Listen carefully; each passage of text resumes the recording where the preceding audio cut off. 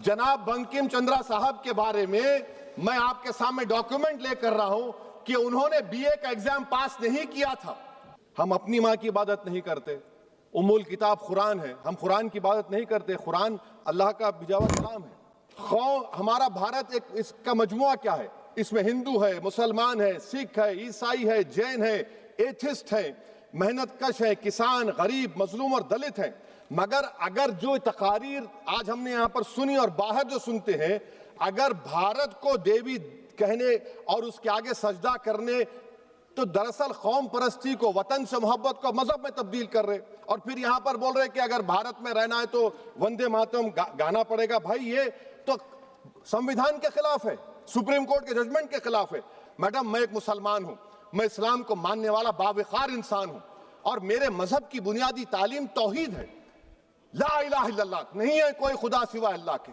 और कुरान में अल्लाह क्या बोल रहा, इय्याका नाबुदु इय्याका नस्तईन, तुम मेरी इबादत करो, मुझे मानो। मुझे कहां से मिल रहा?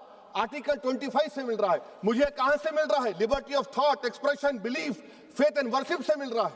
तो इसको जोड़ना यह बहुत ही खतरनाक होगा। और हमारे प्रॉफेट मोहम्मद सल्लल्लाहु अलैहि वसल्लम जब मदीने को गए तो उन्होंने उस वतन के लिए दुआ की, कहा कि अल्लाह मदीने की मोहब्बत हमारे दिलों में और इजाफा कर दे, मक्के से ज्यादा कर दे। तो ये इस्लाम, मुसलमान होना, हमारे ईमान में मुल्क की मोहब्बत बीच में नहीं आती और मुल्क से मोहब्बत है और रहेगी हमेशा, क्योंकि ये अजीम कुर्बानियां यहां पर शामिल है जिन्होंने जंग आजादी में हिस्सा नहीं लिया। आज अगर वो वतन की मोहब्बत का दर्ज देंगे तो बड़ा गलत होगा। मैडम, मैं आपके सामने एक चीज पढ़ूंगा। 1937 रविंद्रनाथ टैगोर ने लेटर लिखा सुभाष चंद्र बोस को। मैं सिर्फ किसी ने नहीं पढ़ा, ये क्या कहा टैगोर साहब ने, but parliament is a place of union for all religious groups and there the song cannot be appropriate. When Bengali Muslims show sign of stubborn fanatism, we regard it intolerable. When we too copy them and make unreasonable demands, it will be self-defeating. ये मैं इसको ले करूंगा madam, आप देख लीजिए।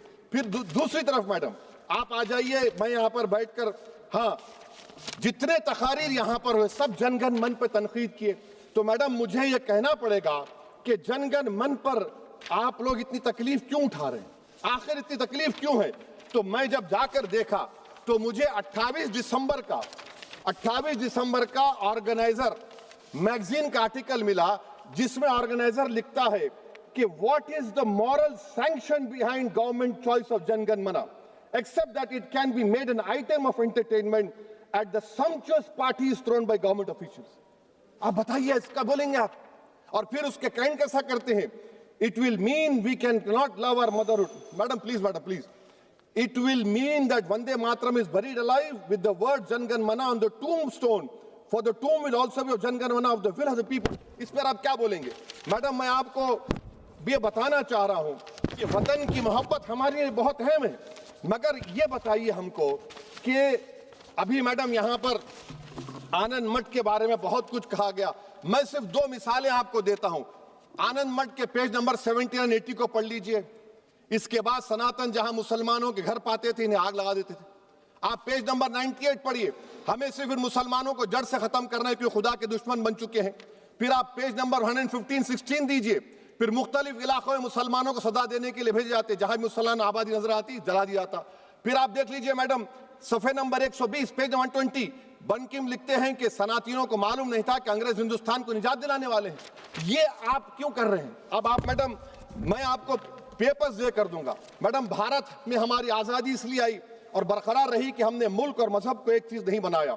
हमने ऐलान किया कि हमारी मुल्क मुख्तलिफ तबकात मज़ाहिब पर मुश्तमिल है, हमारे मुश्तरका तकदीर हमारी कौमियत का सरचश्मा है, यह खास जबान सखावत मजहब नहीं है।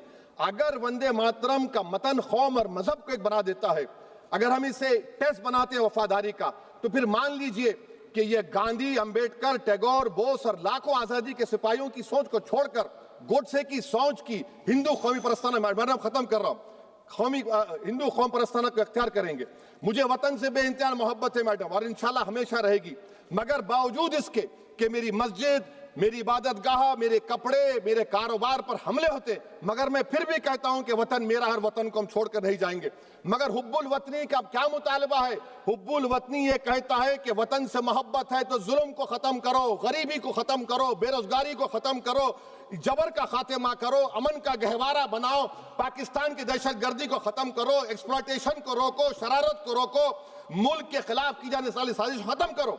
मैडम, भारत एक चमन है जहां पर हर फूल को खिलना चाहिए, और अगर कोई इस फूल का, अगर पूरे फूल खिलेंगे तो उसकी खुशबू से ये वतन मौतर होगा। मगर अगर इस चमन का माली ये कहेगा कि एक ही फूल खिलेगा, तो मैं जिम्मेदारी के साथ कह रहा हूं, अगर एक ही फूल खिलेगा तो वो सहरा बन जाएगा और माली माली नहीं रहेगा, वो जल्लाद कहलाएगा। तो इसीलिए मैडम, हम उम्मीद करते हैं कि हुकूमत इस पर जोर जबर ना करे। मेरा राइट है, यकीनन मैं जानता हूं कि आजादी के लड़ाई में वंदे मातरम का नारा था, मगर अगर आप इसको जबर करेंगे तो ये संविधान के खिलाफ है। वफादारी का सर्टिफिकेट हमसे मत लीजिए मैडम, खत्म कर रहा हूं। वफादारी का सर्टिफिकेट हमसे मत लीजिए। आपके बुजुर्गों के कोई एक किताब में लिख के क्या लिखा है बता दीजिए, कहां पर क्या लिखा हुआ है। तो मैडम, मैं इस शेर पर अपनी बात को खत्म कर रहा हूं मैडम, मैं इस शेर पर अपनी बात को खत्म कर रहा हूं मैडम, मैं अपनी बात को खत्म कर देता हूं मैडम, क्योंकि आप बहुत जल्दी में हैं।